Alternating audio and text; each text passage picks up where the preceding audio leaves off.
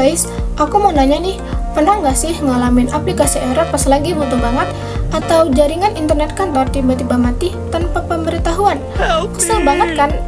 Nah, supaya hal kayak gitu nggak sering kejadian, ada beberapa framework yang dapat membantu memanajemen layanan IT supaya jadi lebih baik. Salah satunya adalah ITIL atau Information Technology Infrastructure Library.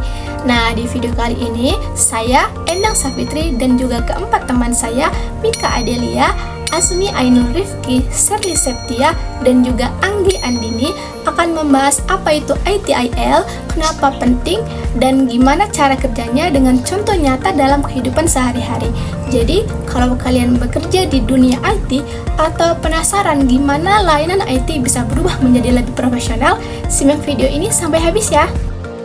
ITIL adalah framework atau panduan yang membantu organisasi dalam mengelola layanan IT supaya lebih efisien, terstruktur, dan sesuai dengan kebutuhan bisnis.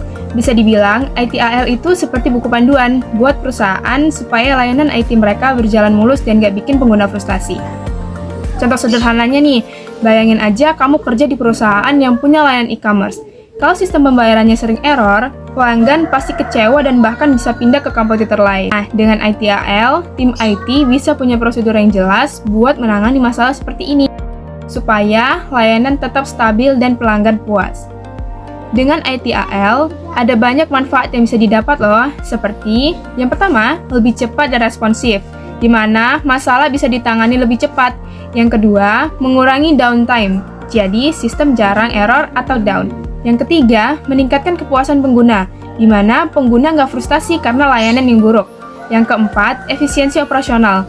Jadi, tim IT tahu nih harus melakukan apa tanpa kebingungan.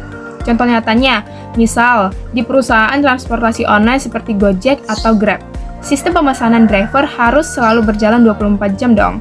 Kalau sistemnya tiba-tiba down, pengguna bakal kesulitan memesan kendaraan. ITIL membantu perusahaan ini untuk mencegah dan menangani masalah dengan cepat. Oke, baik, selanjutnya kita akan membahas tentang kenapa ITIL itu penting.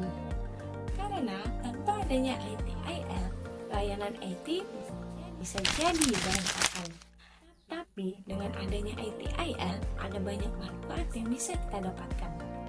Contohnya, masalah bisa ditangani dengan lebih cepat dan efisien.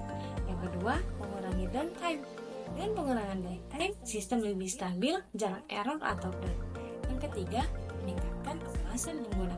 Dengan peningkatan kepuasan pengguna tidak akan mengalami frustasi karena layanan yang lebih profesional. Yang keempat, efisiensi operasional. Tim IT punya prosedur yang jelas, jadi gak akan kebingungan saat menangani masalah. Baiklah, selanjutnya kita akan membahas tentang struktur ITIL. ITIL memiliki 5 komponen utama yang membentuk siklus manajemen layanan IT loh. Yuk kita bahas satu persatu. Yang pertama, service strategi atau strategi layanan IT. Di tahapan ini, biasanya sebuah perusahaan akan menentukan sebuah strategi seperti menentukan apa saja yang dibutuhkan dan bagaimana cara mencapainya. Contohnya nih, jika ada sebuah perusahaan bank ingin menyediakan layanan seperti membuat aplikasi mobile banking untuk mempermudah customer seperti untuk mempermudah customer mentransfer atau mencek saldo di HP mereka masing-masing, maka sebuah perusahaan harus mempunyai strategi yang tepat seperti menentukan siapa target penggunanya dan fitur-fitur apa saja yang harus ada di aplikasi tersebut.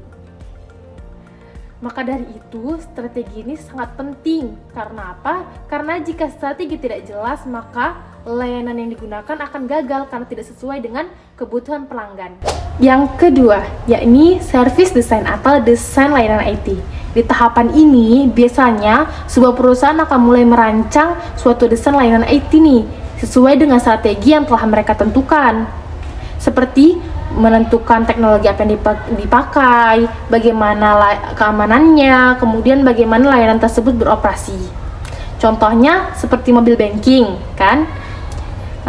Tim IT tentunya harus membuat seperti struktur server, database keamanan data agar data transaksi aman, kemudian harus menentukan desain dalam aplikasi tersebut agar mempermudah para customer. Yang ketiga, service transition atau transisi layanan IT. Di tahapan ini, biasanya layanan IT yang telah didesain akan mulai diuji coba dan diterapkan ke beberapa pengguna nih. Tahapan ini berfungsi untuk memastikan bahwa sebuah sistem benar-benar bisa untuk disebarluaskan. Contohnya saja nih, seperti aplikasi mobile banking tadi yang akan dikeluarkan sebuah bank. Tentu sebuah bank itu harus mencoba aplikasi mobile banking tersebut ke beberapa karyawannya atau ke beberapa kelompok nasabah untuk memastikan keamanan dari aplikasi mobile banking tersebut.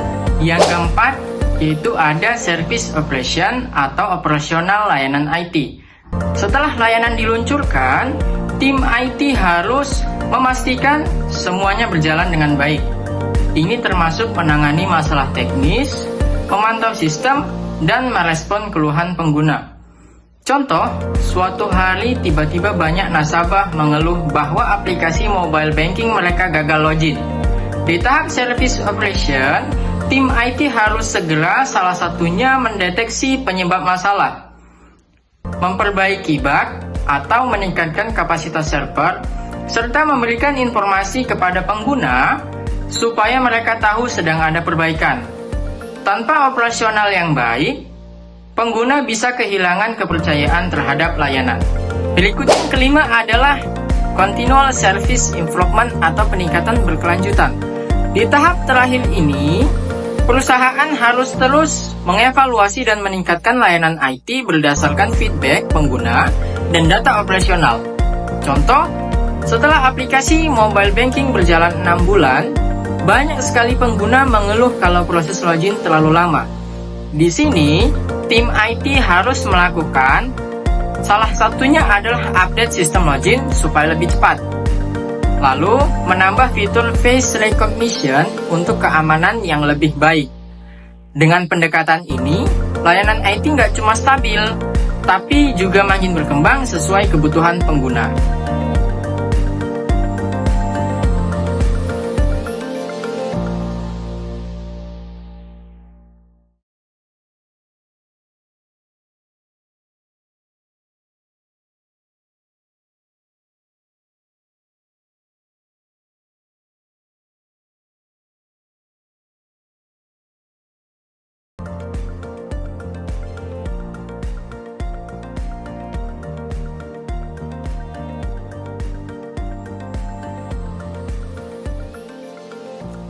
Jika ada pertanyaan, mari kita diskusikan di kolom komentar di bawah dan jangan lupa klik like-nya dan thanks for watching.